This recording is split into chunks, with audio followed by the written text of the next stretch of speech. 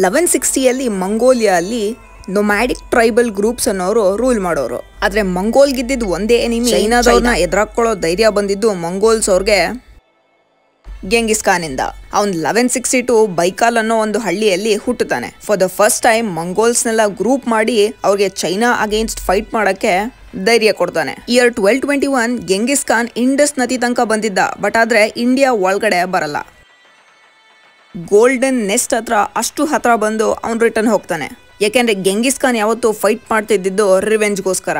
ಅವ್ನ ಜನಕ್ಕೆ ಯಾರು ತೊಂದರೆ ಕೊಡ್ತಾರೆ ಅವ್ರ ಅಗೇನ್ಸ್ಟ್ ವಾರ್ ಮಾಡೋನು. ವೆಸ್ಟರ್ನ್ ಕಿಯಾ, ಜಿನ್ ಡೈನಾಸ್ಟಿ, ಕ್ವಾರಕಿತಾಯ್ ಎಂಪೈರ್, ಕ್ವರಿಜ್ಮೈನ್ ಎಂಪೈರ್ ಇವರೆಲ್ಲ ಗೆಂಗಿಸ್ ಖಾನ್ ಮುಂದೆ ಮಂಡಿ ಊರ್ ಕೂತ್ಕೊಳ್ಳೋರು. ಇದೆಲ್ಲ ಸ್ಟಾರ್ಟ್ ಆಗುತ್ತೆ 1206 ಅಲ್ಲಿ.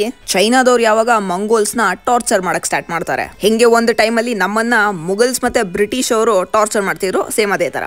ಇದರಿಂದ ಪ್ರತಿಯೊಬ್ಬ ಮಂಗೋಲ್ಸ್ ಚೈನಾ ಮೇಲೆ ರಿವೆಂಜ್ ತೀರಿಸ್ಕೋಬೇಕಾಗಿರತ್ತೆ. ಮಂಗೋಲ್ಸ್ ಅವ್ರು ಎಷ್ಟೇ ಪ್ರಯತ್ನ ಪಟ್ಟರು ಚೈನಾದವ್ರ ಮೇಲೆ ಗೆಲ್ಲಕ್ ಆಗ್ತಿರಲ್ಲ. ಇದ್ಯಾಕಪ್ಪ ಅಂದ್ರೆ ಮಂಗೋಲ್ಸ್ ಅಲ್ಲಿದ್ದ ಗ್ರೂಪ್ಗಳಲ್ಲಿ ಯೂನಿಟಿ ಇರಲ್ಲ. ಮಂಗೋಲ್ಸ್ ಗ್ರೂಪ್ಗಳು ಅವ್ರವ್ರೇ ಕಿತ್ತಾಡೋರು. ಇದಕ್ಕೆ ಸಲ್ಯೂಷನ್ ಆಗಿಬಿಡ್ತಾನೆ ತೇಮೋಜಿನ್ ಉರ್ಫ್ ಗೆಂಗಿಸ್ ಖಾನ್. ಇವನ್ ಹುಟ್ಟೋದೇನೋ ಒಳ್ಳೆ ಫ್ಯಾಮಿಲಿಯಲ್ಲೇ ಹುಟ್ತಾನೆ, ಎಲ್ಲ ಚೆನ್ನಾಗಿರುತ್ತೆ. ಆದ್ರೆ 1171 ಅಲ್ಲಿ ಇವ್ರ ತಂದೆನ ಯಾರೋ ಸಾಯಿಸ್ಬಿಡ್ತಾರೆ. ಇದರಿಂದ ಅವ್ರ ಸ್ವಂತ ಗ್ರೂಪ್ ಅವ್ರೇನೆ ಗೆಂಗಿಸ್ ಖಾನ್ ಅವ್ರ ಫ್ಯಾಮಿಲಿನ ಆ ಗ್ರೂಪ್ ಇಂದ ಈಚೆ ತಳ್ಳಿಬಿಡ್ತಾರೆ. ಆ ಟೈಮಲ್ಲಿ ಒಂದು ಫ್ಯಾಮಿಲಿಗೆ ಗ್ರೂಪ್ ಸಪೋರ್ಟ್ ಇಲ್ಲ ಅಂದ್ರೆ ಸರ್ವೈವ್ ಆಗೋದು ತುಂಬಾ ಕಷ್ಟ ಇತ್ತು. ಆದ್ರೆ ಗೆಂಗಿಸ್ ಖಾನ್ ಇಂದ ಅವ್ರ ಕಂಪ್ಲೀಟ್ ಫ್ಯಾಮಿಲಿ ಸರ್ವೈವ್ ಆಗ್ತಾರೆ. ಇದು ಅವನ ಲೈಫ್ ನ ಫಸ್ಟ್ ಬ್ಯಾಟಲ್ ಆಗಿತ್ತು. ಆಮೇಲೆ ಗೆಂಗಿಸ್ ಖಾನ್ ದೊಡ್ಡವನಾಗ್ತಾನೆ, ಬಾರ್ತೆ ಅನ್ನೋ ಹುಡುಗಿನ ಮದ್ವೆ ಆಗ್ತಾನೆ. ಲೈಫ್ ಈ ತರ ನಾರ್ಮಲ್ ಆಗಿರ್ಬೇಕಾದ್ರೆ ಟ್ವಿಸ್ಟ್ ಎಲ್ಲಿ ಬರುತ್ತೆ ಅಂದ್ರೆ, ಮಂಗೋಲಲ್ಲೇ ಇದ್ದ ಒಂದು ಗ್ರೂಪ್ ಅವರು ಗೆಂಗಿಸ್ ಖಾನ್ ಮನೆ ಮೇಲೆ ಅಟ್ಯಾಕ್ ಮಾಡಿ ಅವ್ನ ಹೆಂಡತಿನ ಕಿಡ್ನಾಪ್ ಮಾಡ್ಬಿಡ್ತಾರೆ. ಈಗ ಗೆಂಗಿಸ್ ಖಾನ್ ರಿವೆಂಜ್ ತೀರ್ಸ್ಕೋಬೇಕಾಗಿರುತ್ತೆ. ಆದ್ರೆ ಇಲ್ಲಿ ಒಬ್ನೇ ಏನು ಮಾಡಕ್ ಆಗ್ತಿರಲ್ಲ. ಅದಕ್ಕೆ ಅವ್ರ ಅಣ್ಣ ಜಮೂಕನ್ ಹತ್ರ ಹೆಲ್ಪ್ ಕೇಳ್ಕೊಂಡು ಹೋಗ್ತಾನೆ.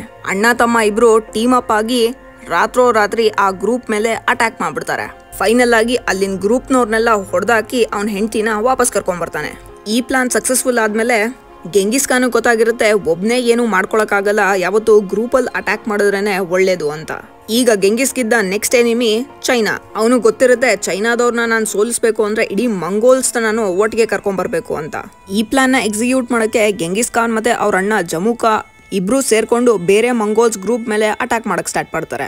ಒಂದೊಂದಾಗೆ ಮಂಗೋಲ್ಸ್ ಅಲ್ಲಿದ್ದ ಪ್ರತಿಯೊಂದು ಗ್ರೂಪ್ನು ಅವ್ರ ಅಂಡರ್ ಅಲ್ಲಿ ತಗೊಳ್ತಾ ಹೋಗ್ತಾರೆ. ಫೈನಲ್ ಆಗಿ ಇಡೀ ಮಂಗೋಲ್ಸ್ ಗ್ರೂಪ್ ಅವ್ರ ಅಂಡರ್ ಅಲ್ಲಿ ಹೋದ್ಮೇಲೆ ಈಗ ಮಂಗೋಲ್ ನ ರಾಜ ಯಾರಾಗಬೇಕು ಅಂತ ಡಿಸೈಡ್ ಮಾಡ್ಬೇಕಾಗಿರುತ್ತೆ. ಒಂದು ದೇಶಕ್ಕೆ ಇಬ್ರು ರಾಜರು ಹೆಂಗಾಗುತ್ತೆ. ಇದರಿಂದ ಬ್ಲಡ್ ಬ್ರದರ್ಸ್ ಅಲ್ಲಿ ಫೈಟ್ ಸ್ಟಾರ್ಟ್ ಆಗುತ್ತೆ. ಮಂಗೋಲ್ಸ್ ಅಲ್ಲಿದ್ದ ಜನ 2 ಗ್ರೂಪ್ ಅಲ್ಲಿ ಡಿವೈಡ್ ಆಗ್ತಾರೆ. ಆದ್ರೆ ಜಾಸ್ತಿ ಜನ ಗೆಂಗಿಸ್ ಖಾನ್ ಗ್ರೂಪ್ ಅಲ್ಲಿ ಹೋಗ್ತಾರೆ. ಯಾಕೆಂದ್ರೆ ಗೆಂಗಿಸ್ ಖಾನ್ ಪ್ರತಿಯೊಬ್ಬರನ್ನು ಈಕ್ವಲ್ ಆಗಿ ಟ್ರೀಟ್ ಮಾಡ್ತಿದ್ದ ಅವ್ನ ಗ್ರೂಪ್ ಅಲ್ಲಿ. ಅವನಿ ಒಳ್ಳೆತನ ನೋಡಿ ಅವ್ರ ಅಣ್ಣನ ಗ್ರೂಪ್ ಅಲ್ಲಿ ಇದ್ದಿದ್ದ ಜನನು ಇವನ್ ಗ್ರೂಪ್ ಬರಕ್ ಸ್ಟಾರ್ಟ್ ಆಗ್ತಾರೆ. ಈ ತರ ಅವ್ರ ಅಣ್ಣನ ಸೋಲ್ಸಿ ತೇಮುಜಿನ್ ಉರ್ಫ್ ಗೆಂಗಿಸ್ ಖಾನ್ ಮಂಗೋಲಿಯಾದ ರಾಜ ಆಗ್ತಾನೆ. ಮಂಗೋಲ್ನ ರಾಜ ಆಗ್ತಿದ್ದಂಗೆ ಗೆಂಗಿಸ್ ಖಾನ್ ಮಂಗೋಲ್ಸ್ಗೆ ಯಾರು ತೊಂದರೆ ಕೊಡ್ತಿರ್ತಾರೆ ಅವ್ರ ಮೇಲೆ ರಿವೆಂಜ್ ತೀರ್ಸ್ಕೋಬೇಕಾಗಿರುತ್ತೆ. ಅವ್ನ ಲಿಸ್ಟ್ ಅಲ್ಲಿ ಫಸ್ಟ್ ಬರ್ತಾರೆ ವೆಸ್ಟರ್ನ್ ಕಿಯಾ ಅವರು. ಯಾಕೆಂದ್ರೆ ಮಂಗೋಲ್ಗೆ ಹತ್ರ ಇರ್ತದು. ಅವ್ರಾದ್ಮೇಲೆ ನೆಕ್ಸ್ಟ್ ಜಿನ್ ಎಂಪೈರ್ ಅವರು. ಯಾಕೆಂದ್ರೆ ಇವರು ಮಂಗೋಲ್ಸ್ಗೆ ಬದುಕಾಕ್ ಬಿಡ್ತಾ ಇರಲ್ಲ ನೆಮ್ಮದಿಯಾಗಿ. ಸ್ವಲ್ಪನೂ ಲೇಟ್ ಮಾಡದೆ ಡೈರೆಕ್ಟ್ ಅಟ್ಯಾಕ್ ಮಾಡ್ಬಿಡ್ತಾನೆ ಚೈನಾ ಮೇಲೆ. 5 ವರ್ಷದಲ್ಲೇ ವೆಸ್ಟರ್ನ್ ಕಿಯಾ ಮತ್ತೆ ಜಿನ್ ಎಂಪೈರ್ ನ ಸೋಲ್ಸಿ ಅವ್ರನ್ನ ಅಂಡರ್ ಅಲ್ಲಿ ತಗೊಂತಾನೆ. ಗೆಂಗಿಸ್ ಖಾನ್ ಸೀಜ್ ಟೆಕ್ನಿಕ್ ಅಂತ ಯೂಸ್ ಮಾಡೋನು. ಅವ್ನ ಎನಿಮಿನ 3 ಕಡೆಯಿಂದ ಅಟ್ಯಾಕ್ ಮಾಡೋದು. ಸೊ ಅವ್ರ ಹತ್ರ ಬರೀ 2 ಆಪ್ಷನ್ ಉಳ್ಕೊಳ್ಳುತ್ತೆ. ಒಂದು ಗೆಂಗಿಸ್ ಖಾನ್ ಮೇಲೆ ಫೈಟ್ ಮಾಡಬೇಕು, ಇಲ್ಲ ಅವನ್ಗೆ ಸರೆಂಡರ್ ಆಗ್ಬೇಕಷ್ಟೇ. ಆದ್ರೆ ಗೆಂಗಿಸ್ ಖಾನ್ ಯಾವತ್ತು ಗೆದ್ದಿದ್ದ ಜಾಗದಲ್ಲಿ ಅಲ್ಲಿನ ಜನಕ್ಕೆ ಜಾತಿ ಧರ್ಮನ ಚೇಂಜ್ ಮಾಡ್ಕೊಳಕ್ಕೆ ಫೋರ್ಸ್ ಮಾಡ್ತಿರ್ಲಿಲ್ಲ. ಆದ್ರೆ ಗೆಂಗಿಸ್ ಖಾನ್ ಫಾಲೋ ಮಾಡ್ತಿದ್ದು ಟೆಗ್ರಿಸ್ ಧರ್ಮನ. ಆದ್ರೂ ಬೇರೆ ರಿಲಿಜನ್ ಎಲ್ಲ ಅವನು ರೆಸ್ಪೆಕ್ಟ್ ಮಾಡೋನು. ಅದರಲ್ಲೂ ಮೇಯ್ನ್ ಆಗಿ ಬುದ್ಧಿಸಂನ. ಹಿಸ್ಟೋರಿಯನ್ಸ್ ಹೇಳ್ತಾರೆ ಬುದ್ಧಿಸಂ ಇಂಡಿಯಾ ಇಂದ ಒರಿಜಿನೇಟ್ ಆಗಿದ್ರಿಂದ ಗೆಂಗಿಸ್ ಖಾನ್ ಯಾವತ್ತು ಇಂಡಿಯಾನ ಇನ್ವೈಟ್ ಮಾಡಕ್ ಹೋಗ್ಲಿಲ್ವಂತೆ. ಗೆಂಗಿಸ್ ಖಾನ್ ನ ಇನ್ನೊಂದು ಪ್ಲಸ್ ಪಾಯಿಂಟ್ ಏನಪ್ಪಾ ಅಂದ್ರೆ ಅವನು ಹೋಗಿದ್ದ ಜಾಗದಲ್ಲೆಲ್ಲ ಅಲ್ಲಿನ ಜನ ಮತ್ತೆ ವಸ್ತುಗಳ ಬಗ್ಗೆ ತಿಳ್ಕೊಳ್ಳೋನಂತೆ. ಇದು ಅವನ್ಗೆ ಅಡ್ವಾಂಟೇಜ್ ಆಗೋದು. ಯಾಕೆ ಅಂದ್ರೆ ವಾರ್ ಅಲ್ಲಿ ಇದನ್ನೇ ಅವ್ರ ಅಗೇನ್ಸ್ಟ್ ಯೂಸ್ ಮಾಡ್ತಿದ್ದ. ಒಂದು ಟೈಮಲ್ಲಿ ಮಂಗೋಲ್ಸ್ ಜನನ್ನ ಟಾರ್ಚರ್ ಮಾಡ್ತಿದ್ದ ಚೈನಾದವರು ಅದೇ ಮಂಗೋಲ್ಸ್ಗೆ ಹೆದರ್ಕೊಂಡು ಚೈನಾ ವಾಲ್ ನ ಕಟ್ಟಬೇಕಾಗಿ ಬರುತ್ತೆ. ಅದೇ ವಾಲ್ ನ ನಾವಿವತ್ತು the great wall of China ಅಂತ ಕರೆಯೋದು. ಆದ್ರೆ sadly the great wall of China the great Genghis Khan ನ ಸ್ಟಾಪ್ ಮಾಡಕ್ಕಾಗಲ್ಲ. ಚೈನಾದ ವಾಲ್ನೂ ಕ್ರಾಸ್ ಮಾಡ್ಕೊಂಡು ಹೋಗಿ ಜಿನ್ ಡೈನಾಸ್ಟಿನ ಕ್ಯಾಪ್ಚರ್ ಮಾಡ್ಬಿಡ್ತಾನೆ. ವೆಸ್ಟರ್ನ್ ಜಿಯಾ ಮತ್ತೆ ಜಿನ್ ಎಂಪೈರ್ನ ಸೋಲ್ಸಿ ಅವ್ರ ಜನದ್ದು ರಿವೆಂಜ್ ತೀರಿಸ್ಕೊಂತಾನೆ.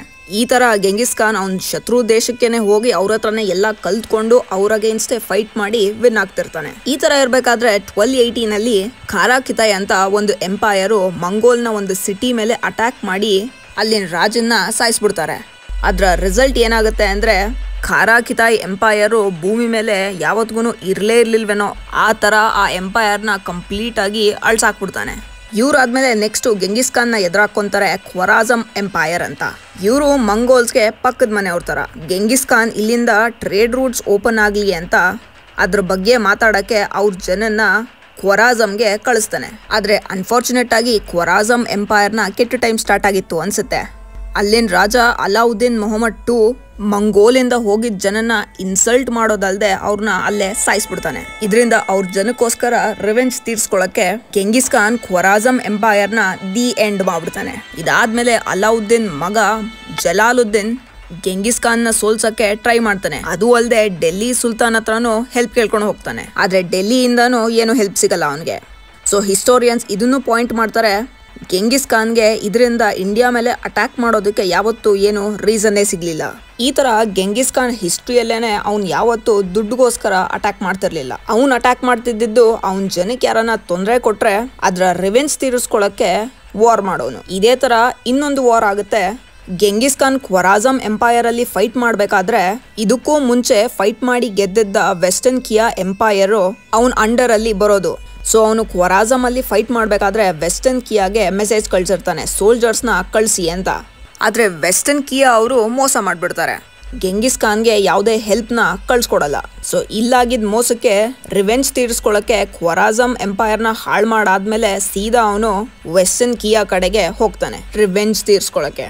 ಯೂಶ್ವಲಿ ಗೆಂಗಿಸ್ ಖಾನ್ ಅಂದಿದ ತಕ್ಷಣ ಜನಕ್ಕೆ ತಲೆಗೆ ಬರೋದು ವಿಲನ್ ಪಿಕ್ಚರ್. ಸೊ ಈ ಸ್ಟೋರಿ ಕೇಳಾದ್ಮೇಲೆ ಗೆಂಗಿಸ್ ಖಾನ್ನ ನೀವು ಹೀರೋ ತರ ನೋಡ್ತೀರಾ ಇಲ್ಲ ವಿಲನ್ ತರ ನೋಡ್ತೀರಾ ಕಾಮೆಂಟ್ ಸೆಕ್ಷನ್ ಅಲ್ಲಿ ಕಾಮೆಂಟ್ ಮಾಡಿ. ಆಮೇಲೆ ಈ ವಿಡಿಯೋ ನಿಮಗೆ ಇನ್ಫಾರ್ಮೇಟಿವ್ ಅನ್ಸಿದ್ರೆ ಲೈಕ್, ಶೇರ್ ಮತ್ತೆ ಸಬ್ಸ್ಕ್ರೈಬ್ ಮಾಡೋದನ್ನ ಮರೆಯಕ್ಕೆ ಹೋಗ್ಬೇಡಿ.